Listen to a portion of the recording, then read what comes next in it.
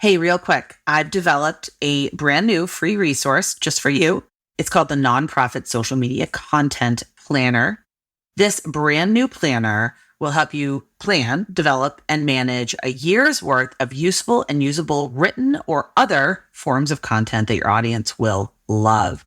You can just text the word planner to 33777 or go to nonprofitcontentplanner.com. Grab a free copy today. All right, on to the episode. Hello, and welcome to Nonprofit Nation. I'm your host, Julia Campbell, and I'm going to sit down with nonprofit industry experts, fundraisers, marketers, and everyone in between to get real and discuss what it takes to build that movement that you've been dreaming of. I created the Nonprofit Nation podcast to share practical wisdom and strategies to help you confidently find your voice, definitively grow your audience, and effectively build your movement. If you're a nonprofit newbie or an experienced professional who's looking to get more visibility, reach more people, and create even more impact, then you're in the right place. Let's get started.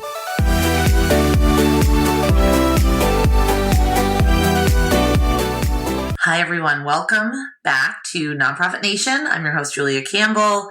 Really excited to be here with you today. And the topic is making fundraising more sustainable and healthy. So all of you, I'm sure, every single person listening to this has heard the phrase, do more with less. And if you work in this sector, you've likely heard that phrase dozens of times. And it is kind of like the nonprofit professional's mantra. But with rising costs and the Great Resignation shaking up our teams, we know individual donor numbers are declining. We all read that Giving USA report. We face increased pressure to raise more money and do even more with fewer resources. So today we're going to discuss how the economy has impacted philanthropy, how we can really increase and sustain the wellness of nonprofit teams, how to increase donor trust. Are donors still willing to financially support their favorite causes despite inflation? And how can we retain and sustain fundraising staff and build more scalable programs? My guest today is Wendy Mercurio. And Wendy's the content and education specialist at QGive. We do love QGive, big friends of the podcast. As a former development officer and development director, Wendy draws upon her nonprofit experience to create informative and inspiring content for the QGive audience and beyond. Wendy's professional efforts have focused on fundraising events, corporate relations, donor acquisition, and donor relations. And in her spare time, Wendy can be found spending time with her pup, Alfie, cooking up a new recipe and spending time on the lake that she lives by. And I have to hear about what lake that is. So Wendy, welcome to the podcast. Yes, thank you so much for having me. Yes, and Wendy's in Rhode Island, very close to Massachusetts where I live. And when we're recording this, it's very hot here. So you're on a lake. Yes. So that must be amazing. Yes, it's the best this time of year. You can't beat it. It's Oak Swamp Reservoir in Johnston, Rhode Island. That's where I am from. And I love it here. Yeah, we're basically neighbors, though. Yes, it's really not far when you think about it. Massachusetts and Rhode Island are so small. I always think about other states and how people are like, I live 5 hours away from the nearest town. And I thought, oh, no, I don't do that. So you're here. I want to talk a little bit about your journey, but I do want to say, just to start the podcast, you're here to discuss the findings of QGive's new study, which is the Sustainable Giving Report, which for all my listeners, you can find at my website. If you just go into jcsocialmarketing.com/QGive, you'll be redirected to the report. But Wendy, I want you to tell us a little bit about you and your journey and how you got into nonprofit work. Yes, thank you so much for that lovely introduction. So as you mentioned, I currently am the content and education specialist on the QGive team. And QGive's a company that provides digital fundraising tools to thousands of nonprofits in the United States and Canada. But at QGIve, I have the privilege of overseeing our educational content and our webinars and our research, which I'm really excited to chat about today. But prior to my time at QGIve, as you mentioned, I served as the development officer and development director for a few local organizations where I am from in teeny Rhode Island. And I found myself in the nonprofit sector, as so many do, which was sort of by accident. My first fundraising position sort of found its way to me when I was really young and really needing an opportunity, and the stars completely aligned. I really fell in love with the work, the missions that I was helping to move forward, the people in the sector, and the impact that I was having on my community. That's really great. I love that. I do feel that a lot of my guests say that they fell into the work accidentally, and I think the stars have all aligned for a lot of us, and we're just meant to be doing this work, and I really believe that. 100%. So today we're going to discuss the Sustainable Giving Report. I will put all the links in the show notes if you want to grab your free copy. I want to hear about the reasons behind this report. Like, why did QGIve commission this study, commission this report? What were the gaps that they wanted to fill? So we noticed some concerning trends across the sector, and we really felt like they needed to be addressed, and they needed to be addressed right now. Donor numbers are declining. A recession is looming. The cost of living is constantly increasing.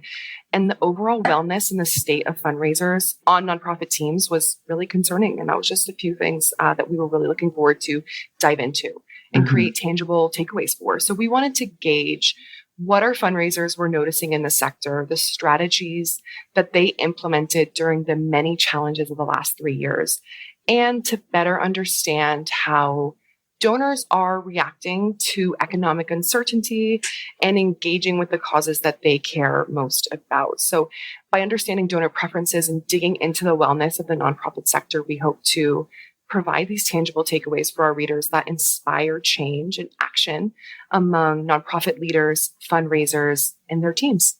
So for you and for the whole QGIve team, what were some of the most notable findings, maybe something that surprised you?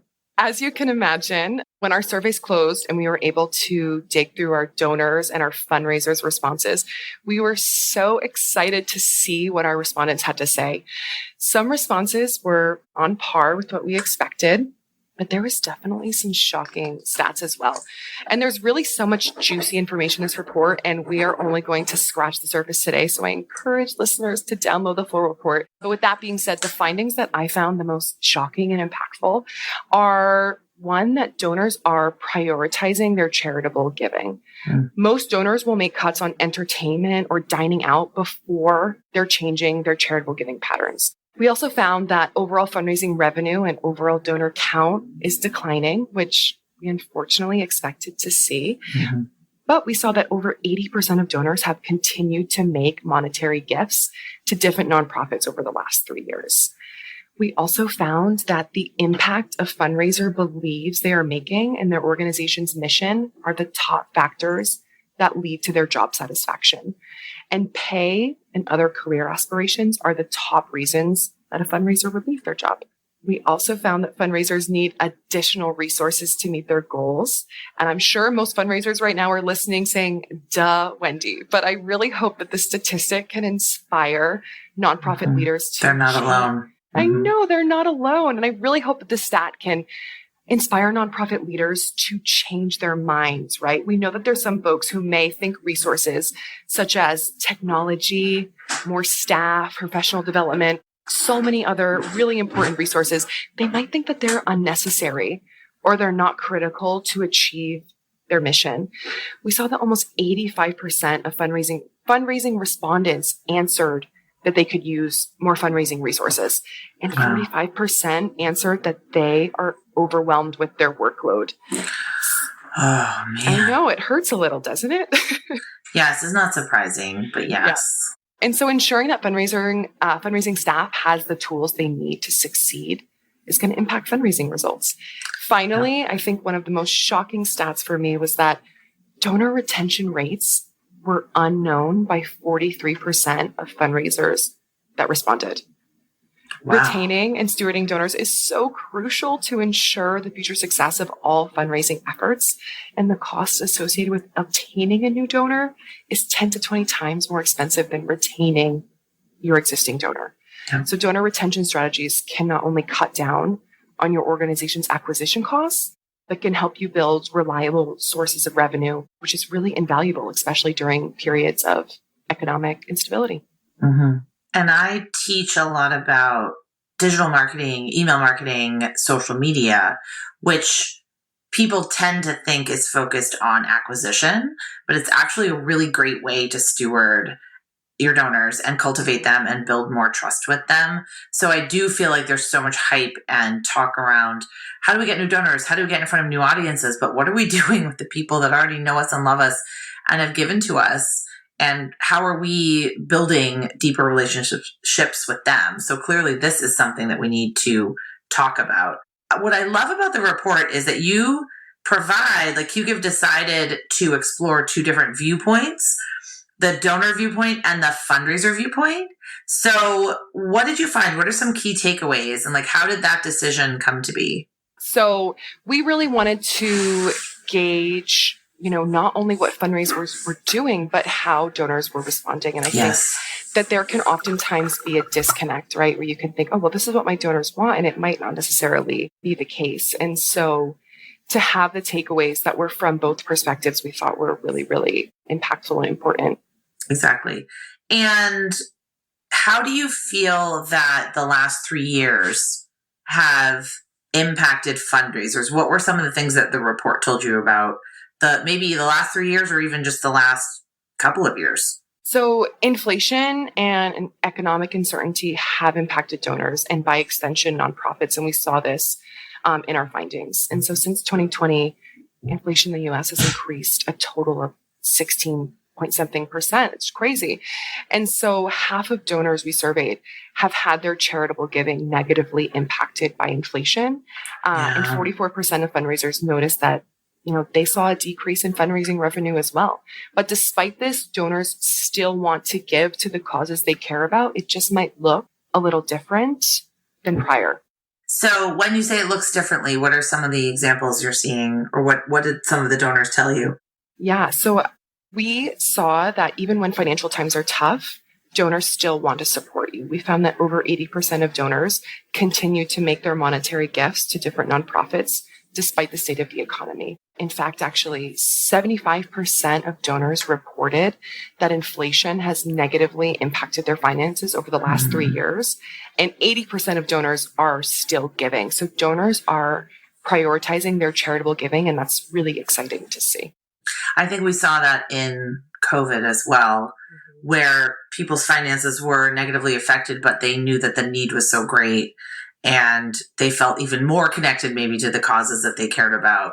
So that's on us, everyone listening.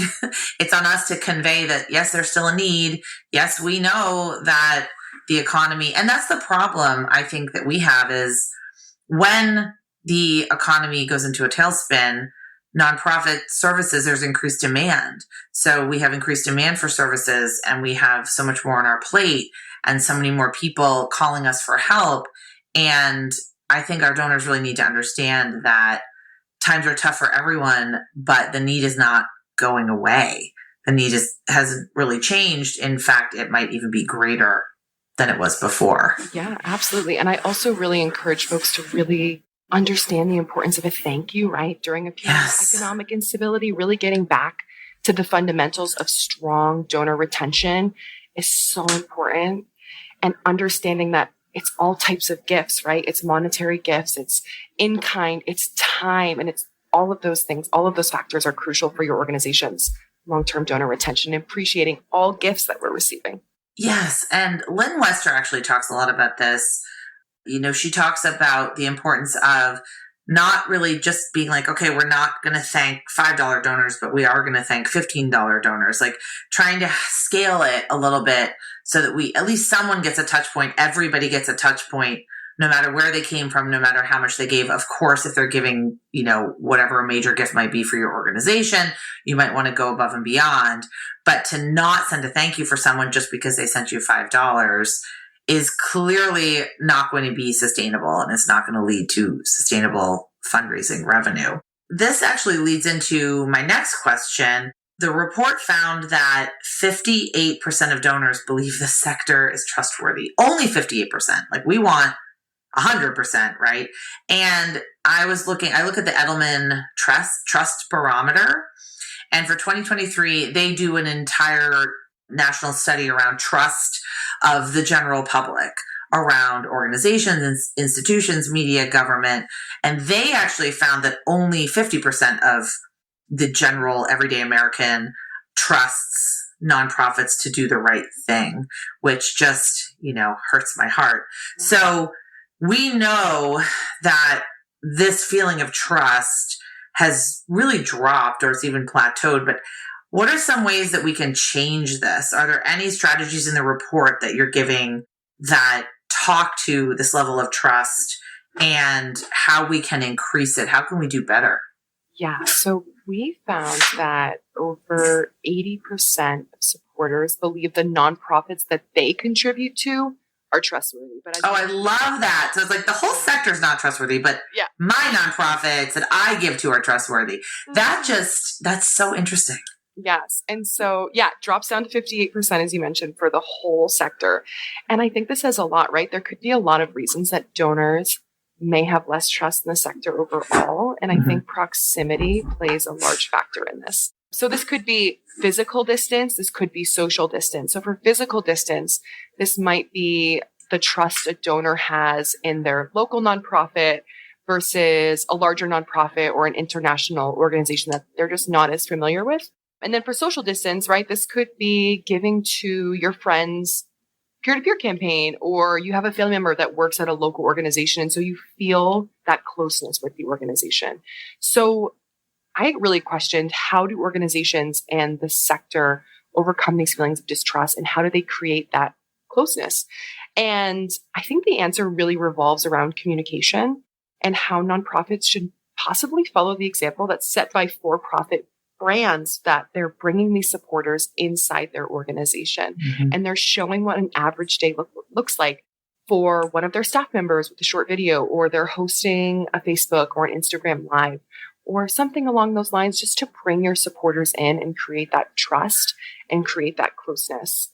We also mentioned in the report potentially asking your donors to cover administrative costs, which can be a little scary. I'm definitely going to admit that. But by kind of asking these donors to get close and to support your doers, right, and discussing administrative functions and costs and responsibilities, this can increase the transparency of your organization and in turn, hopefully increase the trust that your donors have with your organization as well. I just think the way we handle administrative costs and quote unquote overhead is really backwards, because we do not ask, like when we go to Target, I don't say how much of this goes to the marketing staff. We don't ask that question. Actually, we probably should ask better questions when we're purchasing things to see how much actually goes back to the people that make them, but that's another whole topic. But we don't ask those questions. If I'm on Amazon, it's like, okay, I want to buy this bathing suit. All right. I don't nitpick how much goes into the marketing, and does Amazon pay their server, the servers that propel their website. It's just, we just don't do this to any other sector.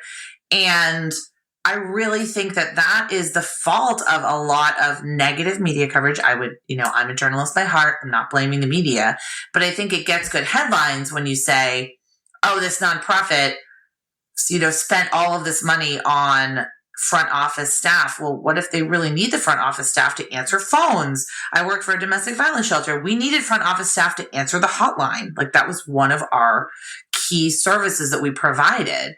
So I agree with you. I just think that asking, quantifying or pulling out administrative costs can be scary for organizations. But I think as a sector, we need to make a stand as to what it really takes to run an organization. We need electricity and printer ink and whatever else you might need to run your own organization.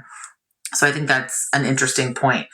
So one of the sections of the report, the third section, has to do with building sustainable streams of revenue, which of course, because it's the sustainability report. So what did the study show? What can we do with this information? Yeah, so for this section on sustainable streams of revenue, we approach this topic kind of from two fronts. So the first one being fundraising events. This can really be, a total suck of resources for a development team. And so we were really curious to learn how fundraising events have performed and changed in the last few years and how donors were engaging with these events. And what we learned is that now is the time to elevate annual in-person events. Donors we saw are excited to attend in-person fundraising events again. 1/3 of donors we surveyed answered that they prefer in-person events, but over half of fundraisers answered that their annual events have not performed as well as they did in years prior.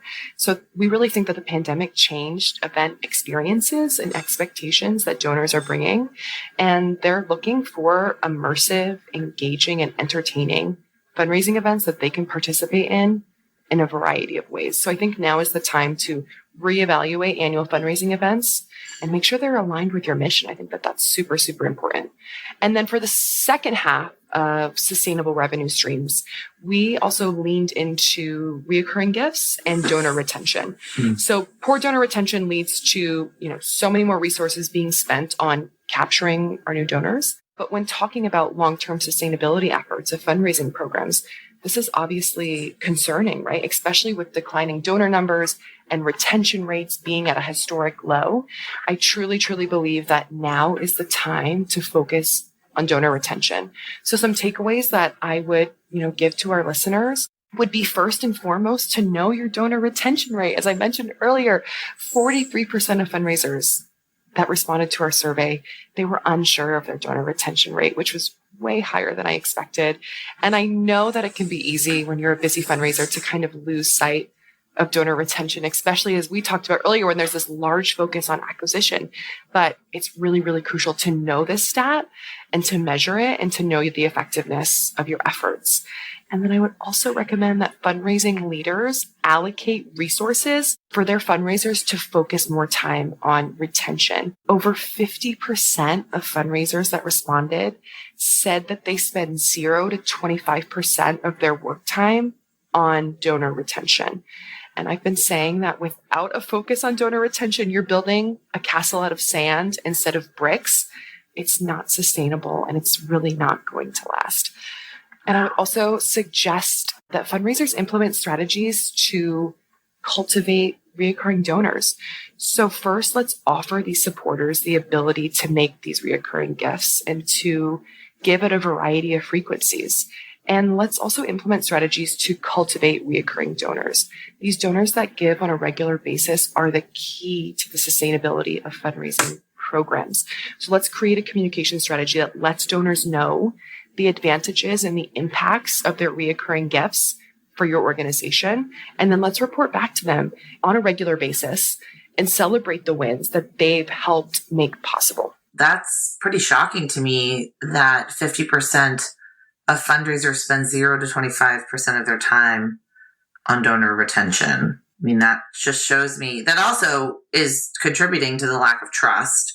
Right. It's contributing to low giving. It's contributing to all of these different things that we're seeing.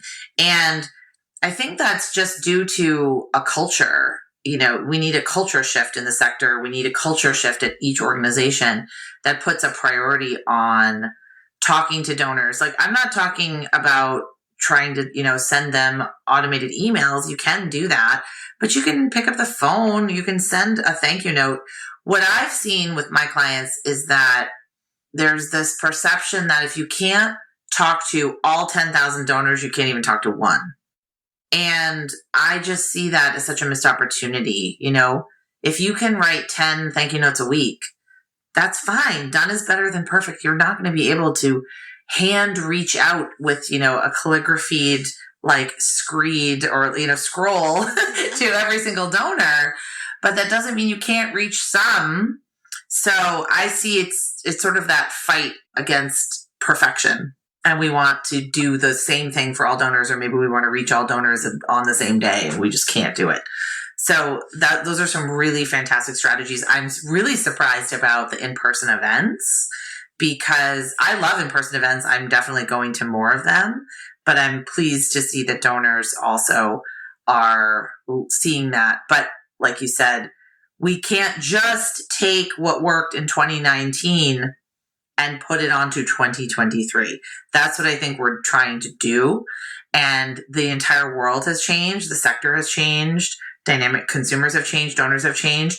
And we need to adapt to that and change what we're doing. We can't just take these old strategies and expect them to be immediately, able to be transferred into the new reality that we're living in.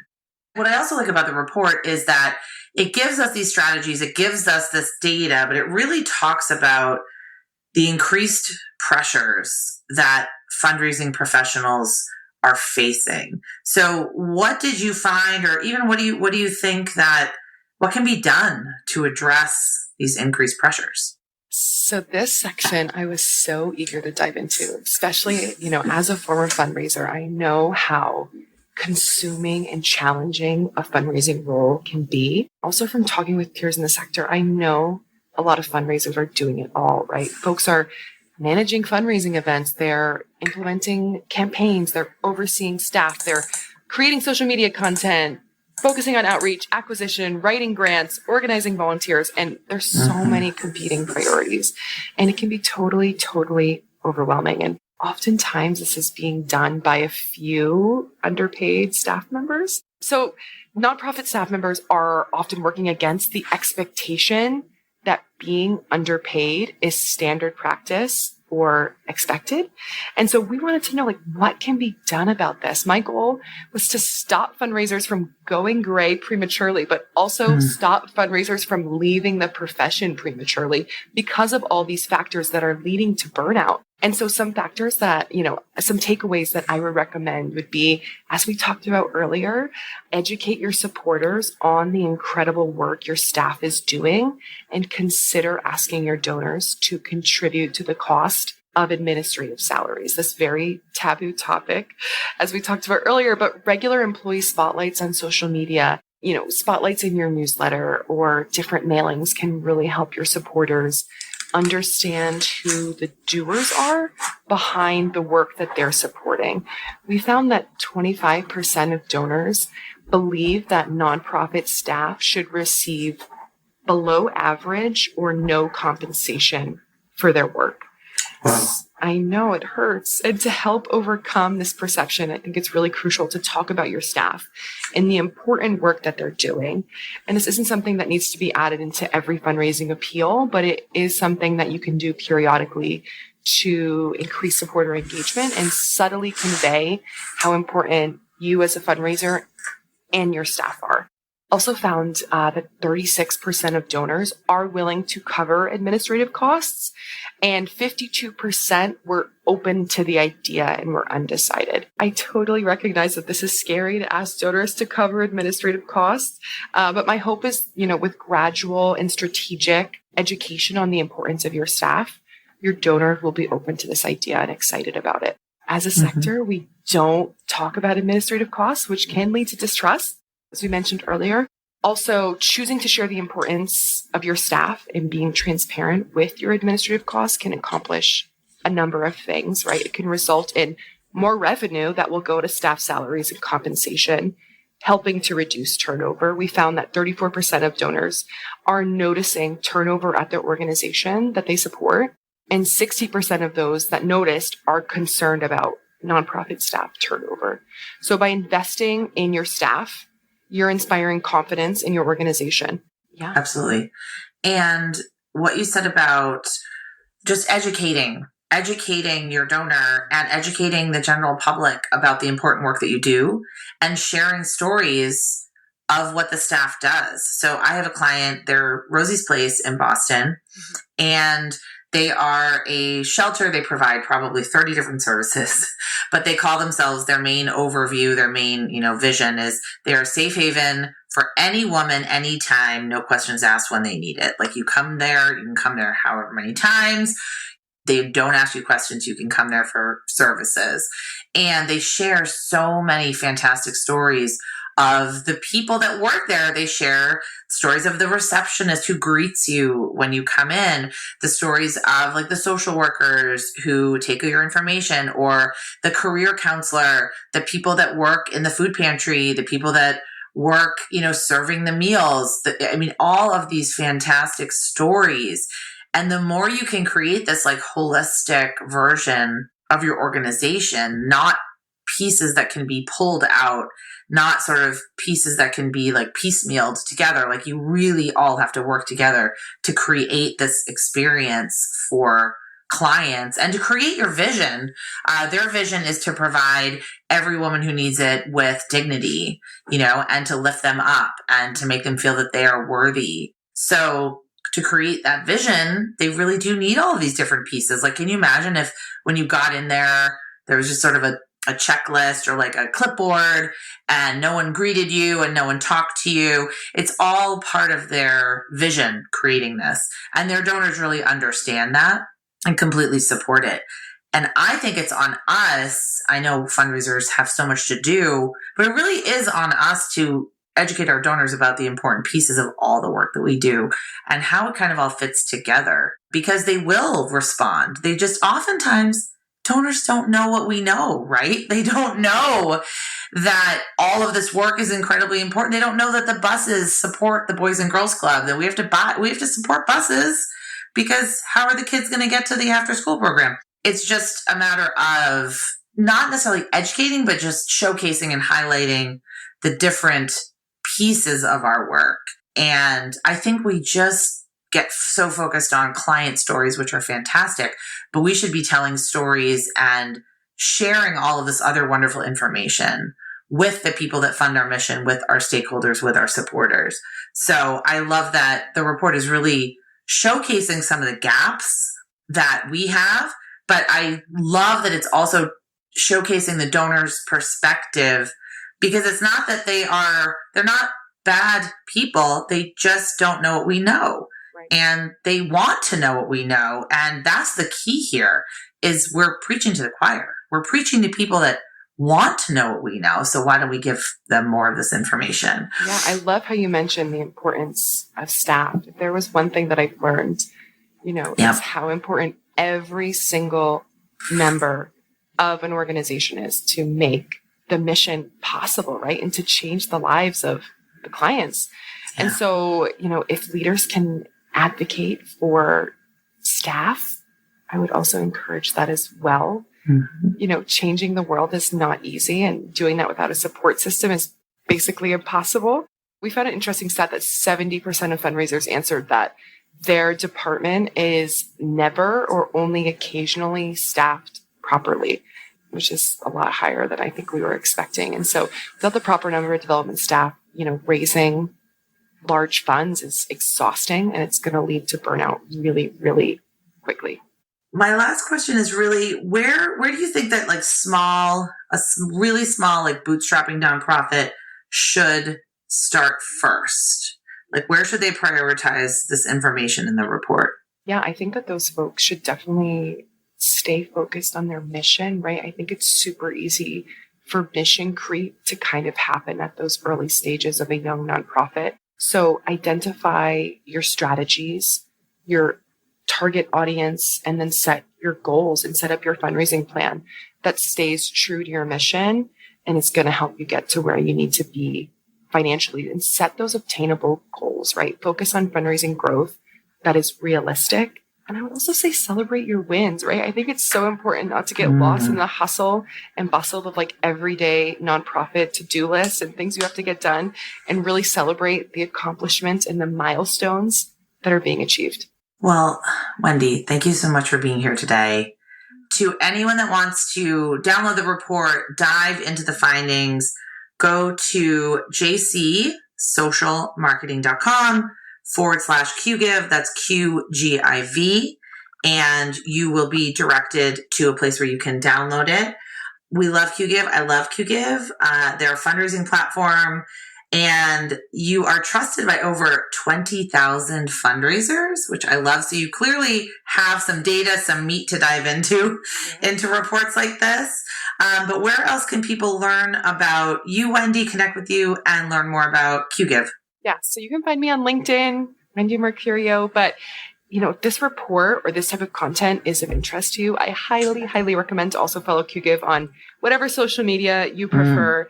Not only will you find resources that I've helped produce, but you'll find some amazing resources that my incredibly awesome and talented team have put together as well. So definitely check out QGive on social media as well.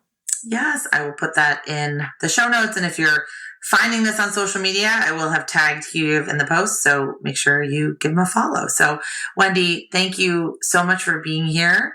And I really appreciate you taking the time to share these insights.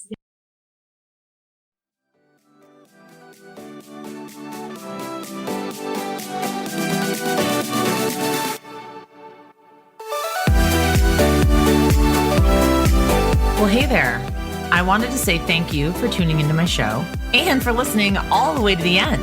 If you really enjoyed today's conversation, make sure to subscribe to the show in your favorite podcast app, and you'll get new episodes downloaded as soon as they come out. I would love if you left me a rating or a review, because this tells other people that my podcast is worth listening to. And then me and my guests can reach even more earbuds and create even more impact. So that's pretty much it. I'll be back soon with a brand new episode. But until then, you can find me on Instagram at JuliaCampbell77. Keep changing the world, you nonprofit unicorn.